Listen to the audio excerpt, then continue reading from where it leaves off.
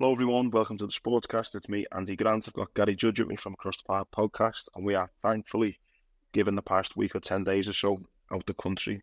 So we thought we'd at least mention it and just say, how shocking and horrible it is to see the scenes that are going on, not just in our city, but around the country, and just ask everyone to try and stay safe. I've seen a few more planned protests this weekend, and it's such an obvious bit of advice, just don't be a dick. Just try and treat people how you want to be treated, and hopefully the world will be a better place. And again, this is a sports show where we can have a bit of fun, but we thought to just mention it, and I hope everyone can stay safe this weekend. And I think you agree, Gary, obviously. Yeah. I mean, it's obviously what people are using as the catalyst for all this is the saddest story of them all, isn't it? And that seems to have been forgotten already about the children who lost their lives, and that's what. Yeah, that's the only thing that keeps consuming my mind is that tragedy. And again, what's happened since then, as you say, is sad to see. And I echo what you say. I'm relieved to be out of the country at the moment with my kids and keeping them away from all that noise. But yeah, the sooner it comes, all this comes to an end, the better. Yeah, no, 100%. So yeah, like you say, we have both been away, sunning it up, thankfully, which means, to be honest, I haven't seen a lot of sports. We'll start with the Olympics, as that is the biggest sport event going on right now. I've seen a bit of it, but we've just been talking off air then about a few belter stories that have come to light. If you want to, I'll kick off with the one that made me laugh the most. And I'm terrible for not knowing his name or even the country, to be honest, where he's from. But it was just that guy just standing there. Turkey. Who's going there? His hand in his pocket. He's just standing there with it. He never had his hand in his pocket, did he? No. He had his hand in his pocket. No. With his hand in his pocket. I think you're just seeing something, everyone wearing these glasses that help, all these little contraptions that seem to make it a bit the ear defenders. Yeah. And he's just there, just hands in pocket, pistol in front of him. The only thing he was missing was like a ciggy hanging out of his mouth, I think. Did he get it? It was a silver, wasn't it? Silver. Yeah, it's just the internet. I mean, again, like we've just mentioned, it can be horrible for spreading, misinformation, hate, but at sometimes the internet is undefeated with some of those memes. Some of them, as brilliant to that Turkish fella. So that was one of the Olympic stories that's tickled me up the last few days, but there's been a few more, hasn't there? Yeah, I mean, this is a brilliant story in the sense of just talk about dreams and just doing whatever you want. Byron Page, a British trampolinist. So, I mean, there's some activities in the Olympics. You're like, how's that a sport? Now, trampolining isn't quite one of them, but, you just talk about jumping up and down the trampoline. It's really fun, isn't it? Some people are amazing at it. I guess it crosses into gymnastics in the stuff that they do in the air. But you've got Byron Page, who is an absolute genius, studied paleontology, wrote a dissertation on acoustic signaling in dinosaurs. This is just the most fun, mad subject out there, but obviously she just thought, I'm going to study what I want to study. I want to study dinosaurs, and I'm just going to play on the trampoline and just smash life. So she's got a gold medal as a trampolinist, and also she studied paleontology. So again, the story, or it was my wife Jenny sent it to me. It was a page called Dan Credentials, and he put becoming a dinosaur scientist, winning a gold medal for jumping on the trampoline. Don't tell any 7-year-old their dreams are out of reach. That's amazing. Brilliant. Yeah. I wonder what a degree entails. So it's I'm assuming it's what type of noises dinosaurs communicated with. But that's the dissertation. So paleontology is obviously the studying of dinosaurs. Yeah. I guess it was Ross Geller who made paleontology. Famous for him friends. Yeah. But her particular area of interest was acoustic signaling in dinosaurs, which must just be how dinosaurs communicate with each other using whatever noises they made. Do you know what I mean? I want to sound like a massive Friends geek, but did you see that episode? I don't know if you watch Friends yourself, but there's actually an episode where Ross is kind of discussing what a dinosaur makes, and he's going like, yeah, so it's literally that. Yeah, it is. Yeah. So, yeah, I mean, how amazing must she be feeling right now? That's a great one. And I'm talking about feeling amazing. Keely Hodgkinson, for me, the performance of the Olympics so far from any British athlete, the pressure she had going into it, the 800 metres for anyone who runs and has run or whatever, and you've done a track session. Disgusting. 800 metres is brutal, isn't it? It's horrible. It's an absolute lung buster. She just ran it with complete control. As I say, she was the favourite going into it. but like carrying that mantle and the way she done it and the way she performed. And again, I was saying it's so good as well. And it might sound like vain, me saying this, but so good. She just looks like such a normal, pretty girl as well. Do you know what I mean? It's like, I think it's a really amazing message for girls out there that you can still be, really pretty girl and be a proper girl's girl, if you like, but then go and smash your dreams and be an athlete. That's what the Olympics are for. I always think there's so many sports, like for example in Liverpool, I know when me and you growing up, it was pretty much just football, wasn't it? But I think the Olympics gives everyone a chance to just see different sports and go, actually, you know what? I've never really been into football, but I'm looking at this girl on the telly who reminds me a bit of myself, and she's running around the track twice, or she's jumping up and down on the trampoline, and it just gives that exposure, doesn't it, to so many different sports where kids can go, actually, you know what? I want to try and find my local club. I want to try and get into this. So, yeah, those two girls that we've mentioned have done an amazing job of doing that so far. Well, Keely Hodgkinson now is an icon already. You've got all kinds of retailers and brands that are fighting over her signature, to put her on their brand or behind their brands. So she's going to get all that now as well. And a lot of people think, the Olympics, you win a gold medal and there's all that kind of prestige that goes with a gold medal, but you don't get paid. She's going to get paid mega money now. She's going to be a superstar, and rightfully so. And I hate the word influencer, but she is an influencer that, brands want to be associated with. And who knows, she'll be on the TV programs, what's it called? The sports one, I'm not questioning sports anymore. What's it called again? With the funny one with that one. That's the one I mean, yeah. And she'll be on I'm a Celeb, get me out of here in the jungle, getting paid. So I'm fair play to her. I hope she makes as much money as she can. Yeah, and you know what? I hope she keeps it up now as well. Do you know what I mean? And I hope she goes and wins golds in the next Olympics and maintains her status as an athlete, and not just, as you say, you don't want the next generation to go lose Keely Hodgkinson, just that girl who was on I'm a Celeb. You want us to carry on that, don't you, and go and win another golds in the next Olympics. But what I love about her story as well, apparently, it was just like I think she was 10 years old, and she just decided, I wouldn't mind just trying running, just going down to the shaft and having a little run, see how we get on. And it was like, mine and yours are a similar age. Imagine how proud you'd be, how proud. I always think that, when you're watching these sports, like as a dad now, I just think, I would be the worst. Like, there'd be memes getting made about me just being a blubber and mess in the crowd. I wouldn't be able to contain it, honestly. Yeah. See, again, terrible with the name. Did you see the race? I think, because it just reminded me of the 800 metres. It's not such a physically exhausting race, mentally. Such a tough one to know when to go, when to hold back. The mental pressures and challenges of an 800-metre race, the tactics are extreme. So, it's not just about being super fit to run 800. That is a race that you've got to properly stay concentrated for, isn't it? You've got there's a game, like a solid game plan, isn't it? And they were talking, they were analysing that before the race. Ewan Thomas was in the studio and he broke the race down in terms of, he was an 800-metre runner, 400 and 800. He broke the race down in terms of, look, this is the moment she needed to do this. She just executed the game plan perfectly. And you say there was so much, you could see her opponents and rivals breathing down her neck, but she knew she had to just stick to her game plan and not go too early, not go too late.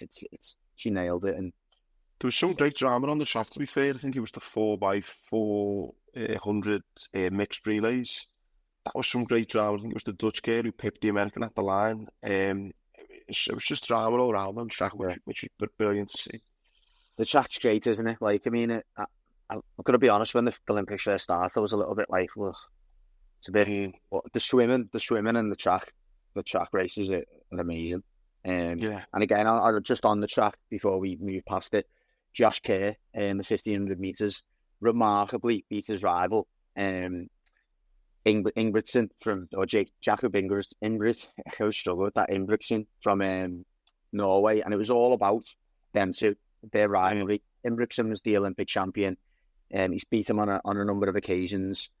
Josh Kerr, again, the Brit, I'd ran a faster time or a couple of faster times than him this season, and it was just all about them two. Ingebrigtsen ends up finishing outside the medals. Josh Kerr's got a silver in the end, even though he's beat Ingebrigtsen. And Cole Hocker, who, when they're coming down the straight, right? I don't think you've seen this race, did you? No. So Josh Kerr overtakes Ingebrigtsen, or maybe just in front, he pulls away from Ingebrigtsen. You think, that's it, you've won it. And there's an American on the inside. And again, I'm no running coach, and certainly I'm not the person to be telling this gold medalist how to run. But he just looked like he had his chest out. And, he just looked like he was really struggling. He's sucking in the air. And I thought, he's going to be going backwards here. But he just managed to just stay, just maintain and just pip him on the line. But it was, if you do watch it, you'll know what I mean. Like, Josh Kerr comes through effortlessly and looks like his running style's perfect. Looks like he's got momentum with him. This American just holds on, just pure grit. It was a bit like a horse race. You want your horse to be the one that's coming into it. Yeah, the jockey's not moving and you're expecting him just to overtake him and come away. Yeah, the horse at the front was just battling, just stayed on. But it was a brilliant last 100 metres. Yeah, we speak loads, don't we, during the season, about like mental pressures of a sportsman, and I always think, I think we've actually mentioned this before, it's so much more though with the Olympics, isn't it? Because it's not as if you're playing for Liverpool or Everton, and you mess up and you think, what, we've got a game again next Saturday. This is your chance of 4 years. You've got to wait another 4 years to get this moment back. So, I mean, how agonising must it be if it doesn't come off for you? And how, again, the joy if it does. Well, what about the 100 metres? Did you say 100 metre final? Oh my God. Talk about being gutted, you get beat.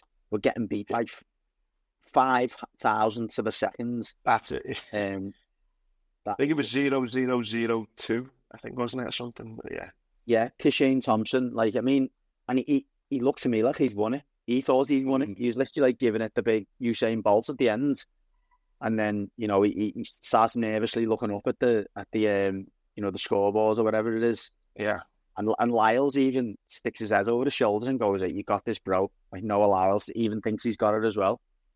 It was just so close. And again, you talk about those 4 years, and you think it was that close. And you've got to wait 4 years to try and right it. And we've mentioned before about what the Olympics can lead to afterwards. You're thinking that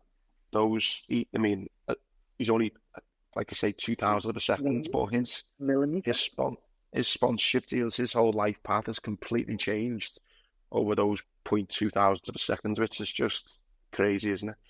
Nobody remembers the second fastest man on the planet, do they? And not even when someone says now, do you remember that really close finish over the next couple of weeks we might, but in 3 years when someone says, what was that fella's name who got beat by 2,000 of a second, you won't know. That's it, unless he wins gold at the next Olympics, and then it's kind of past that story, isn't it then? Yeah. Before there has been a bit of... Go on. I was going to say there has been a little bit of controversy in a couple of sports, one being, three actually, one being the before we get into the boxing, the triathlon and the swimming has added controversy just because of the state of the river Seine, or River Seine, depending how you pronounce it. And then I've seen photos of athletes spewing up once they've been swimming in it, and you just think, you're not talking about a country that's, I don't know, third world country, yeah, it's not the Ganges, is it? What is going on there? So, I know the triathlon at first they were saying that it might be turned into a duathlon because they just couldn't afford to have the swimmers swimming it, but it was a triathlon in the end. But I think a lot of swimmers have become sick of it, which is it's unfortunate. I mean, that would have been horrendous as well, turning the triathlon into a duathlon. Imagine if swimming's your forte and that's your leg, the one that you really thrive in, and you just take that away from you. And I think the decision was made really last minute because I know some of the practice sessions for the swimming was again getting cancelled and then started. So again, you could be planning for your triathlon thinking, I don't even know if I want to need my swimsuit. Do you know what I mean? Which is just, it's really poor. I mean, I think, again, we've just said they have 4 years to plan for it. They have longer to plan for it, really, don't they? They probably know 12 years in advance. But listen, who is us, England, as a country, to talk about anyone's water, given the state of ours? So I won't go too hard on France on that. Yeah, last one for me on the Olympics is, again, a British twist in the story, if you like. USA women have reached the final of the Olympics for the first time since 2012, and it's obviously Emma Hayes' first competition as manager. So, brilliant story for her. I think everyone was everyone in women's football was keen to see how she done moving into international football, having been so successful with Chelsea. So she's got a chance to get a gold medal in her first competition. So, fair play to her. She hasn't actually been there that long, has she, either? No. Well, it would have been, she left Chelsea at the end of the season, so it's a few months. Yeah. It's mad, isn't it? And yeah, we can't not talk about it, mate, but the controversy that surrounded the boxing of the women's fighter who Khalif. biologically. I mean, you might have read more of this than me, but am I right in thinking she's still biologically a man, as in still got everything there? No, so she was born a woman.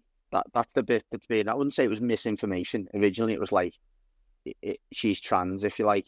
She was born a woman, but she's got XY chromosomes, as in like she's got the physical characteristics and obviously got the testosterone levels of a man.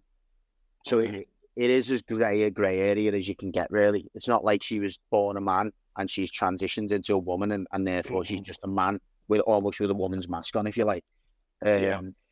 She's literally was born a woman, but she's got the physical capabilities of a man. Yeah, physical capabilities and prowess of a man. So I think again, it's a very prickly subject, and I'm not a boxer. I'm not a boxing coach. I'm not involved in boxing, so I'm not going to pretend to be an expert on it. I'm not going to pretend to be on one side or the other. But I think it was the WBA who governed the World Championships. She tried to compete in the World Championships, but the WBA tested it and said her testosterone levels are too high. And that for them was the defining characteristic of whether you can compete in a female or male. So, there's been plenty of male boxers who've been done for high levels of testosterone, and Canelo tested for that as well. Tested very high on occasions because of that lovely rich steak that he eats. But in this instance, obviously the WBA, it was said she couldn't compete in the World Championships, yet the IBO or whatever it is, just their line is simply, if you are born a female or whatever, then you can compete in this competition, or if you identify as a female. So it's even more controversial, I guess. But yeah, it's horrible. It's unsavoury when you see those scenes of a woman taking that shot, and it just looks like it's a woman getting by a man, doesn't it? I guess in the case of this girl here, if she was born a woman but just unfortunately had high levels of testosterone, I almost feel sorry for her now as well, because what she meant, who is she meant to compete against then? Do you know what I mean? So it's such a weird one, but I think we've just said before, if you're training for 4 years, this is your moment, and you happen to come up against someone who has got the genetic capability of a man, you've got to feel hard done by there, haven't you? Well, it's not the only instance in Olympic history or sport and history that there's a person that's just got extremely remarkable physical capabilities, isn't it? Michael Phelps, for example, the exact breakdown, but I think he doesn't produce or his body doesn't produce lactic acid, so his muscles can just go on forever. Yeah, his DNA was His DNA was genuinely half human, half dolphin, wasn't it? Let's be honest. He was just like an absolute beast, but he was allowed to compete. Yeah, where do you draw the line in that instance? Maybe it's, and we've talked about this before, haven't we, in relation to, how serious you take like drug cheats. I think, and this is not to suggest Khalif is a drug cheat, but in a combat sport, you've got to have different rules, haven't you? When someone is able to, physically harm someone using their prowess, it's different to beating someone in a race. Although, as you argue, it is that 4-year thing, isn't it? It's a lifetime of you training for something and then being denied by someone who's just got an advantage over you. We've just mentioned them then. Here's a mad stat for you. I think anyone thinks of swimming, you think of Michael Phelps, we've just mentioned him then. He doesn't actually own any world records anymore. That just shows you how far and how fast humans are evolving. So he dominated the sport for however many years, was just such an amazing, unbelievable, never been seen before swimmer. And yet he's been out the game about 6, 8, 10 years maybe, and all his records are gone. Just shows you how fast humans are evolving. And it makes then pose the bigger question. If in 50 years... science, what's sports science, but also how, you think, what's going to happen in 50, 60, 70, 100 years? Then people are bigger. You look out, we're getting taller from the average height in the UK compared to 100 years ago. We've all gone taller. So these records are constantly getting changed and getting faster and faster and faster. And I actually seen an interesting article where there's a guy in Silicon Valley, and he's going to be starting an Olympics next year. Well, it's not going to be an Olympics, it's going to be in a sporting event. But he's allowing everyone to just get juiced up, and he wants to see like what records can be broken. Capability. Yeah, Wow. he's just said, look, we're going to put this event on, but he's put big cash prizes up, and he's encouraging athletes to kind of make the switch. I think it'll be people more like me and you who are just, like all running.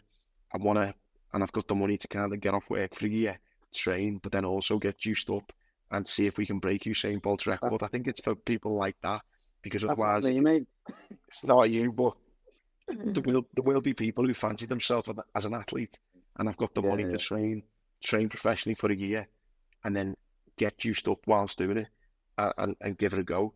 The question is, I don't think any athletes will make the switch, because obviously it's going to jeopardise their actual career by just taking part in this little gimmick. But then you say, if this gimmick though, let's say for example, you're the guy who comes second in the 100 metres, and you think, right, okay, I want to train for another 4 years, and I'll try and rectify that 200th of a second and get gold, or I can go in this guy's event where he's allowing me to get juiced up, and if I win $10 million. Do you know what it sounds like? It sounds like a Marvel film. Yeah. So like in Hulk, where they're like experimenting as to what the capabilities of the human body are, as they kind of. That's exactly what it is. Just some millionaire, billionaire fella just thinking, you know what, this will be funny. And again, it's just going to come down to how many athletes buy into it. Mm. Yeah, you're right. It's a study, isn't it? Just a really expensive, extravagant study. By the way, I will be there watching it, 100%. with your new leg that's been chicken out of your knee. Imagine. But the other great story as well was tennis. We literally just seen a replay at the Wimbledon final. We had Djokovic going up against Alcaraz, and the results were twisted this time round. Djokovic won. It's been argued already, one of the greatest Olympic finals. Just the level at the both on, just two absolute goats of the game. And I was buzzing to see Novak. I think everyone knows who listens knows that he's my favourite, but I was buzzing to see him turn the tide on Alcaraz, because I think it's the only thing he hasn't won, Novak. And you could see how much it meant to him. He's talking about how much it meant to the Serbian people, how much it's always meant to him. And it just got the feeling of, I've clocked it now. I've done everything, and this is the cherry on the cake. And I was buzzing for him. I think Alcaraz will have his day. I think Novak even joked in his Instagram he'll probably go to the next 8 Olympics, you know what I mean, given what he's done so far in his career. So it was just great to see two of them go head to head again. And I'm made up that Novak came up on top. Yeah, as you say, the emotion shown at the end, showing how much it meant to him. You very rarely see him show that level of emotion these days, because, as you say, he's pretty much done everything apart from that. So, yeah, amazing for it. Great. I think that's done in the Olympics, mate, unless you've got any other little crackers. No, I don't think so. I mean, like yourself, I haven't watched it all the time, but I've certainly over the last few nights, because I'm away on holiday, and myself and Jen have sat in a few times and watched some of it. But yeah, I think we probably caught the highlights from our perspective. So in the darts, you had Luke Littler on fire again. I think it's 7th PDC. Mike's got the number wrong, but he's won another Players' Championship. He's fucking flying, isn't he? I think he's won one in every month except July, I think. This year, this calendar year, he's won an event every month. Because I'm sure he posted it himself. I think that's every month that he's apart from July, that he's won an event, which is remarkable. And again, I've got to take me out after him, and I don't know if he has adapted his lifestyle, but I think I said to you probably close to a year ago now, when he was coming on the scene, I was concerned about his weight and the way that he was kind of conducting himself, that he wasn't going to be able to keep this up with the busy schedule of flying all around the world. Whatever he's done, whether he's just stuck to what he's doing or whether he has adapted, he's took it in his strides, hasn't he? Certainly mentally. Yeah. And listen, he's making that much money now. I'm sure he can get kebabs on these private jets if he gets soon. You know what I mean? He's getting to that level now, isn't he? Where he will have made the right few quid now. And if he carries on like this, I think every record that's currently in his way will just be getting blown out the water. Yeah, he's got his own kebab shop now. Just follows him around. Probably that guy with his gun in his hand in his pocket, just following me with him around and his kebabs. Yeah. that was that. In sport in general, I think that was it. Well, it's the only thing I've been looking at. Again, I've been looking at sport, as in football, seeing what's going on. Liverpool still not signed anyone. They have played pretty well in the 3 friendly games. Again, I've only seen the highlights. They've won 1-0, 2-0 and 3-0. Again, that means fuck all, doesn't it? But I do remember a season when a few years ago we were really off it. And I'm sure we'd had a terrible pre-season, if I remember rightly. So the one positive you can think of, we've actually had a pretty good pre-season in terms of results. Listen, new manager, new tactics, new style of play, who knows what's going to happen. I'm just a little bit concerned with no news coming out of the club about new contracts for Trent, Virgil and Salah. I mean, it's only Salah that's actually even with the manager. You know, they're still away. Van Dijk only just turns up back in Liverpool with Trent, so they probably haven't even had a proper sit down, the manager and the captain and the vice captain, which is, I wouldn't say concerning because logistically it's just not being able to happen, but yeah, I just would have liked news to come out by now of tying them down on contracts or even having other players come in, and that just doesn't seem to be happening. I think from Van Dijk and Trent's perspective, it's probably hard for them, isn't it? Because I think you would probably base your decision massively on how the dynamic feels, you know, what it feels like in the camp, you know, what the style of play feels like to you, whether you feel as though this is going to be a manager or coach who's going to be able to compete straight away with the Man Cities or not. If you're looking at it thinking this is a project, it's going to take a few years, this, particularly for Van Dijk, you know, if he thinks it's going to be a 2 or 3 years before you use a back up there challenging with City neck and neck, he's probably thinking, nah, it's not for me. This, I'm better off taking a chance to go to Real Madrid or whatever it is, or PSG or whatever. Trent, maybe a little bit different. He's still got time on his side, but I think particularly for Salah and Van Dijk, I think that a lot will be dictated by how confident they are that you're going to be competing straight away. Yeah. Not only that though, their next contract is their final big contract, isn't it? So it needs to be one that works out for them personally. And listen, how often do we slag players off for, you know, showing no loyalty? But at the end of the day, it's their career. This is their last big payday. And it might be the case if they just play the last year out, see where the lay of the land is at Liverpool, and might go, you know what, my contract's up. I don't see this as a project, so I'm not going to sign a new contract. And actually, I've just got myself a much better deal because I'm out of contract anyway. So, yeah, I think that's how it could play out. I think with Trent, the one thing that's concerned me over the summer is how pally he seems to be with Jude Bellingham. I think they were in LA together. I think I've seen Sam down with the jets and all that. I know that onto the silence saying that like Bellingham's his best mate in England and stuff. And listen, if you're Real Madrid, I think you're licking your lips at getting a player like Trent who can just, you know, you're not that big wide pitch of the Bernabeu and the players they've got, the pace they've got on the wings. I think Trent's be licking his lips at a move there. Yeah, I am genuinely concerned thinking that he might go at the end of the season, him and Virgil, but who knows? I think there's a bit of nostalgia about it, isn't there? Like the Adidas link, the, you know, Beckham, you know, when he turns up at Real Madrid and the whole Galactico thing, I think we could slot right in. As you say, he's got a friend there. Mbappe, Vinicius, Bellingham, it's just a joke, isn't it? You look at it, you speak to any Scouser, red or blue, Real Madrid come in for you, so you're going to be playing alongside Vinicius Junior, Bellingham and Mbappe. I don't care how bitter you are, red or blue, how much you love this city, how much you love the club, you're fucking going. 100%. And I think you're looking at potentially one of the best teams in history. Like if they all click and he can, you know, Carlo can maintain the solidity at times they've had at the back, it's just a joke of a team, isn't it? Yeah. I mean, they could just win everything. Yeah. So yeah, if I was Trent, I'd be going with that, to be honest. And it's not like it's a careful what I say here, but it's not like it's a club that's been bought by, you know, the Saudis and it's all manufactured. There's just so much history to Real Madrid as well, and living in Madrid in Spain, it's just what are you doing, mate? Just don't sign for Madrid. You're mad, man.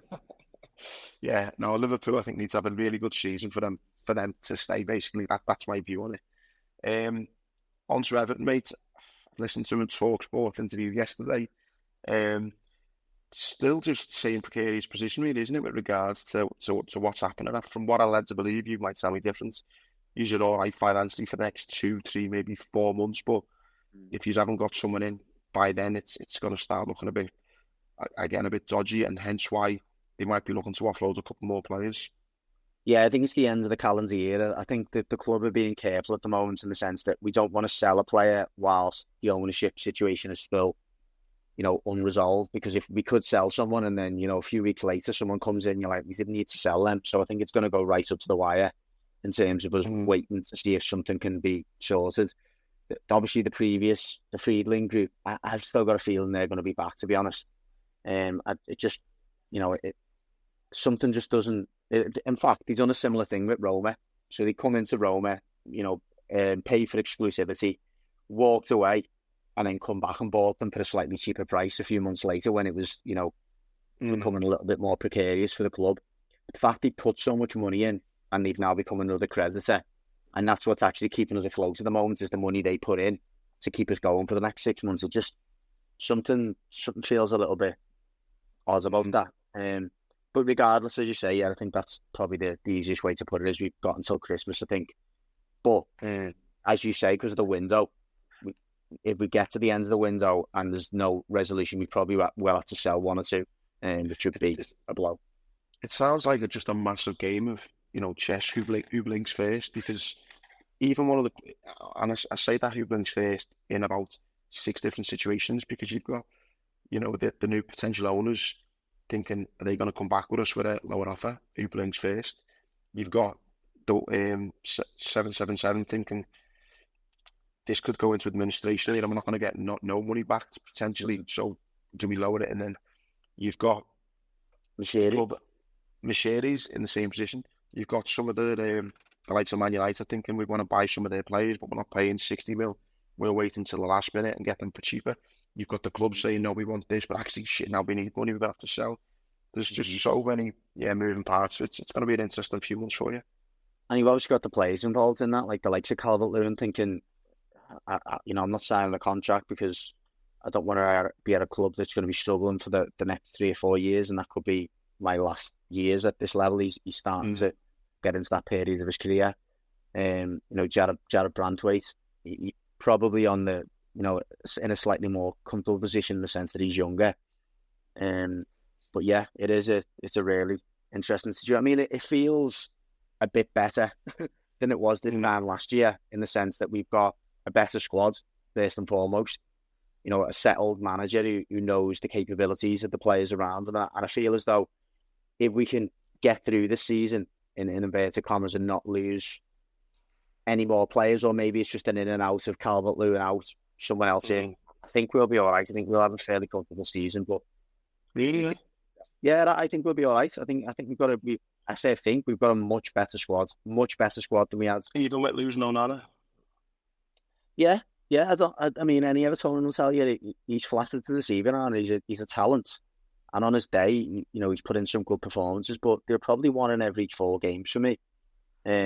Very inconsistent, and look, he's still young, and I think he will be, but he could be a superstar one day. But for me, I think it was good business. And I said on this podcast 6 weeks ago, if we were going to sell anyone out of the 3, and Arnold would be first on the list, and we've made a profit on a player, which is good to see. But yeah, we brought in Jesper Lindstrom, who scored a good free kick the other day. Brought in the lad from Villa, who looks an athlete in the mould of Onana, who's young as well. Harrison has come back on loan. We've got Illiman and Dye, who's given us some pace in the wise areas as well. So yeah, I think we are in a much stronger position. The lad O'Brien, who's just come in, and another giant at the back. I'm feeling a lot more confident. Listen, I'm not confident to the extent that we'll be competing in the top half of the league and knocking on the door of Europe. But I think it should be a much more comfortable season if we can keep the squad together. Yeah. What was interesting talking about potentially I'm struggling this season is Man City. The bookies think they potentially might go down 16-1 they are now, which is just, I don't know whether they're just covering themselves. Heads in the bets, yeah. Do you know what they even might be doing as bookies, as sneaky bastards? They might just be putting that in thinking, people are going to go, oh, it's worth a 10 of that, 12 to 1, you know, and so 16 to 1, whatever it was, when really there's fucking no chance. Listen, City could get a 50-point deduction and fucking still stay up, couldn't they, really? So, you know, it's really good, yeah. So it's I think that might just be the bookies teasing people, trying to get a few fives and tenors out of people. Yeah, I think so, yeah. Yeah, I'm getting called, right? So, yeah, I just want to apologise anyway for the last few weeks. Obviously, me and Barry being away, but yeah, we're season will be back started soon, and normal life will continue. Right, Gary, hope you have a boss holiday, mate. Thanks everyone for listening, and we'll see you all next week.